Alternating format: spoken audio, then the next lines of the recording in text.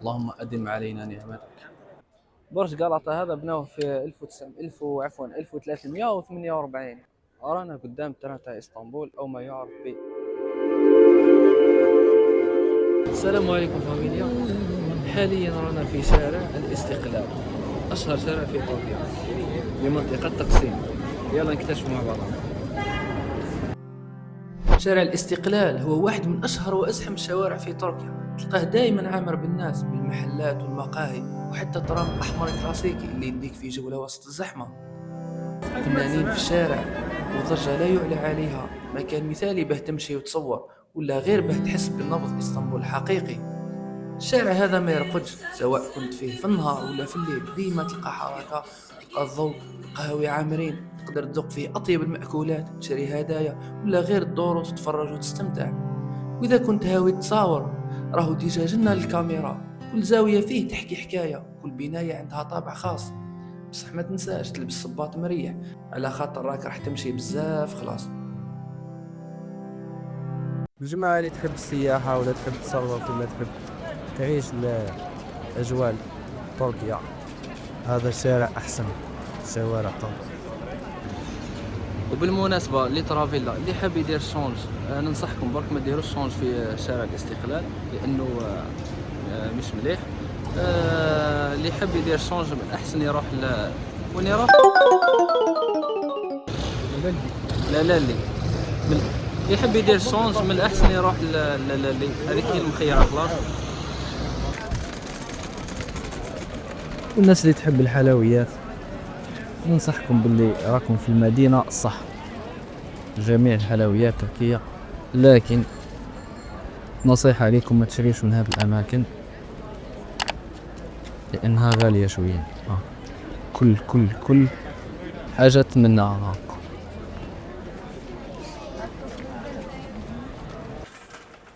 الأسعار راهي ظاهرة. بالنسبة لسعر الصرف 1 ليرة تركية بما يعادل بالتقريب 6 دينار جزائري.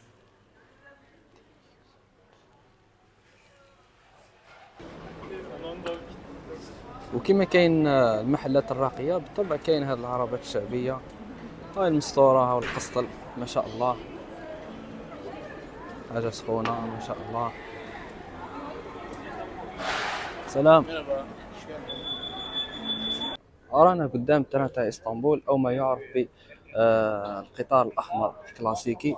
هذا هو اللي مشهورة به مدينة اسطنبول، وخاصة يمر في شارع الاستقلال. مشهور جدا هذا الترام، لاحظوا باللي يستعمل الكهرباء هكذا، انه كلاسيكي بزاف خلاص. تلاحظوا كما سياح من جميع انحاء العالم جيت تصور معاه. وهذا راهو يمشي، يعني انا راهو متوقف برك على جال الركاب. كما كاين الراقي كاين الكلاسيكي. ها اللي يحب يشري سوفونير كاين المانيتيك هذو.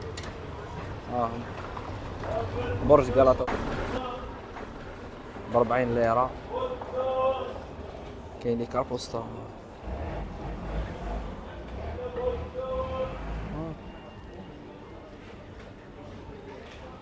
كاين هذا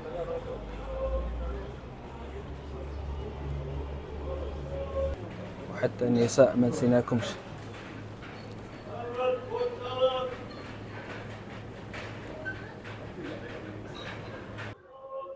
عشاق العصائر والفواكه الاستوائية ما نسيناكمش ثاني. يلا نشوفوا هذا المحل وش يقدم. هاي كل الفواكه كاينة، الأناناس، نواد كوكو، الرمان، والرائحة الزكية. سلام.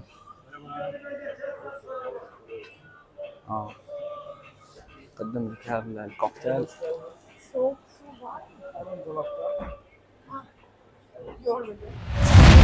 رانا أمام برج غلطة المشهور جدا. برج غلطة هذا بنوه في 1348، وكان قديما يستعملوه واش كسجن وبرج مراقبه. وهذا البرج هذا هو حاليا راهم داو فيه لاسانسير باه تقدر تطلع لفوق وتشاهد كل المدينه من تحتك. كاينه واحد المعلومه طريفه، انه يقولك في القرن السابع عشر واحد العالم عثماني اسمه هازار بن احمد شلبي جرب باش يطير، يجرب تجربه الطيران من هذا البرج الى الضفه الاسيويه، ودار واحد الاجنحه هكا اصطناعيه، لكن المعلومه تقول انه ما نجحش في هذه وربما توفى. في مصادر أخرى يقال أنه نجح في الطيران إلى الجانب الآسيوي، لكن بعد نجاحه السلطان مراد الرابع نفاه إلى الجزائر وتوفي هناك. البرج هذا الارتفاع تاعو 67 متر، عنده واحد الاطلاله مش نورمال، خلاص اطلاله بانوراميه على اسطنبول. واش كاين بجانب البرج؟ مقاهي لكافيهات لكرامري، سياح من جميع انحاء العالم.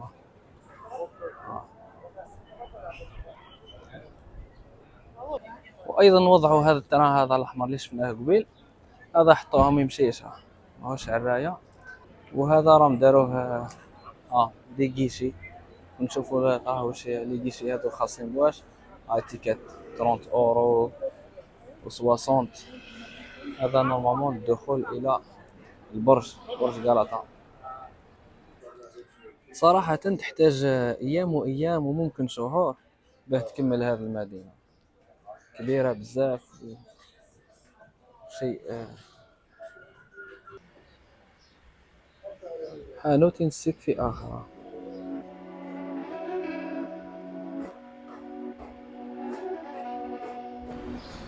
مدينة اسطنبول المشهورة بالمرتفعات، الشوارع تاعها كامل يا اما يا طلعة يا هبطة، معناها لازم تكون سبورتيف باش تقدر تمشي آلاس،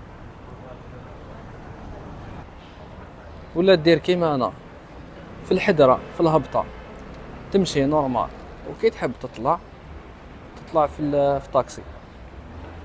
ودرك لي ترافيلا كملنا مع برج غلطة، نقطع الجسر تاع غلطة ونروحوا الى مسجد آيا صوفيا.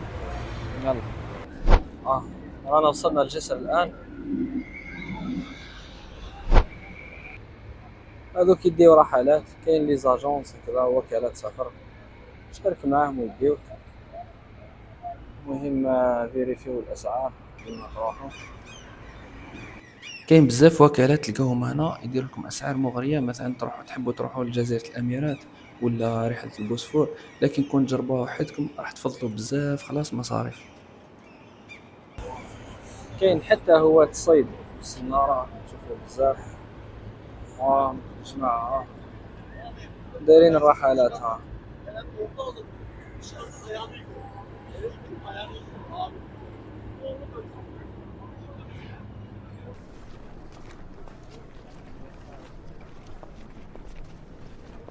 كما تلاحظوا كيفاه المدينة راهي ممتلئة بالمساجد. شوف ما شاء الله، المساجد كامل ذات الطابع العثماني. مسجد لك مسجد، وراه مسجد، ثاني مسجد، بزاف بزاف بزاف. خلاص وين تروح تلقى ما شاء الله، الله يبارك.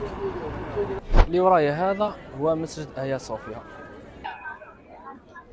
هذا اللي ترافيلا بناوه بكري في عهد الامبراطور البيزنطي جستينيان، بناوه كنيسة، ومن بعد في العهد السلطان محمد الفاتح رجعوه ثم مسجد، ومن بعد عاود تقفل، وبعدها عاودوا فتحوه مسجد آيا صوفيا اللي راكم تشوفوا فيه الآن. المسجد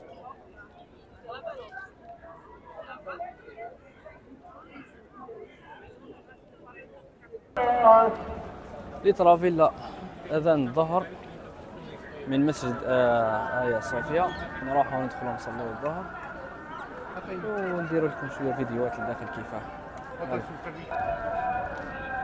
حاليا رانا داخلين نصليوا الظهر ونستكشفوا المسجد مع بعض. يلا هاي منطقة الدخول.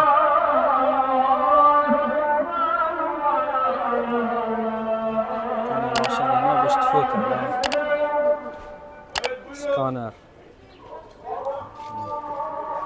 ندخلو ونرجعو.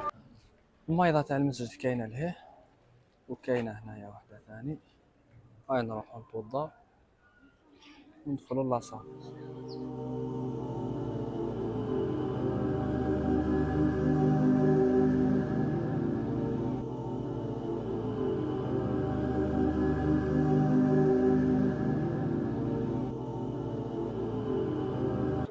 اللهم أدم علينا نعمتك،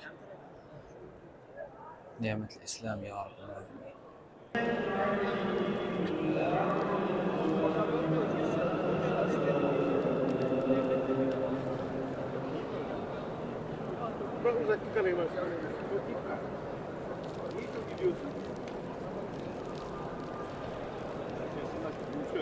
Şöyle gerek yok.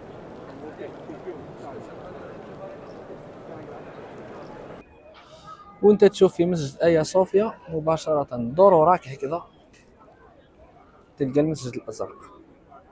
تركيا هذه اسطنبول بالضبط مليانة بالمساجد. ها شوفوا القبل. هيا اللي ترافيلا نزيدو نروحو نشوفو المسجد الازرق. رمضان شوفوا هذاك الفي الخرافية هذيك تاع المسجد الازرق. اوه ما شاء الله.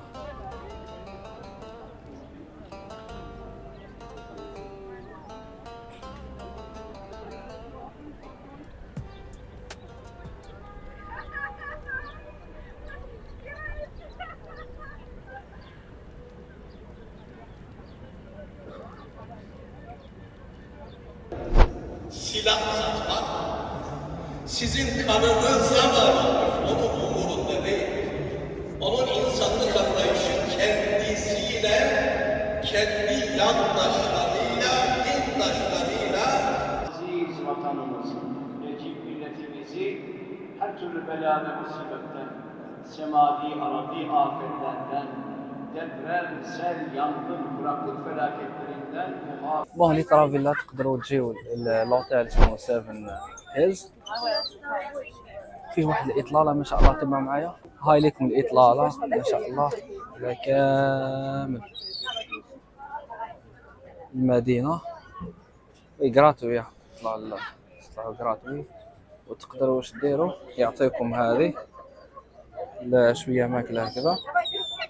نحيو شويه الفوكس وتروحوا توكلوا النورس. هاي نسيو التجربة هذه مع بعضنا.